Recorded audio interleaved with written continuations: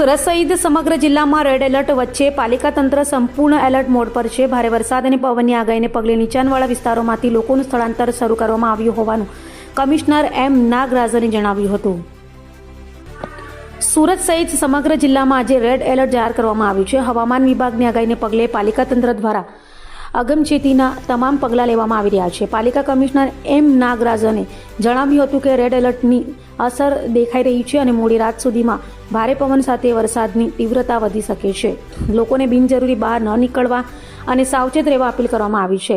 કીમ, વેલંજા સહિતના વિસ્તારોમાં વધુ પાણી ભરાવાની શક્યતાને ધ્યાનમાં રાખીને નીચાણવાળા વિસ્તારોમાંથી લોકોને સલામત સ્થળે સ્થળાંતર કરવાની કામગીરી શરૂ કરવામાં આવી છે.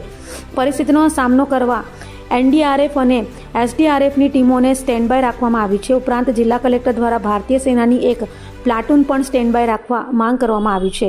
શાળા અને કોલેજોમાં રજા જાહેર કરવામાં આવી છે. પાલિકા કમિશનરે વધુમાં જણાવ્યું હતું કે જાનહાનિ અને માલ મિલકતને નુકસાન ન થાય તે માટે સમગ્ર તંત્ર સંપૂર્ણ તૈયારીઓ સાથે સતત મોનિટરિંગ કરી રહ્યું છે.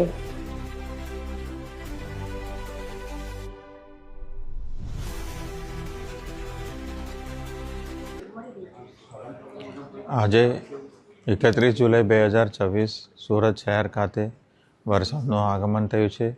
આજે જે રેડ એલર્ટ જાહેર કરવામાં આવી છે તે અનુસંધાને એસએમસી તરફથી લો લાઇંગ વિસ્તારમાંથી લોકોને ખસેડવાનું કામ ચાલુ છે. એ સિવાય તમામ શહેરીજનોને વિનંતી છે કે આજે આખા દિવસ વરસાદ પડવાનો છે અને સાંજે ભારે પવન સાથે તેજ પવન સાથે આવવાની શક્યતા છે અને એ મુજબનું વાતાવરણ હવે બની રહ્યું છે. તો તમામને ઘરે સુરક્ષિત રહેવા માટે વિનંતી છે. આજે સ્કૂલ કોલેજો પણ બંધ કરવામાં આવી છે.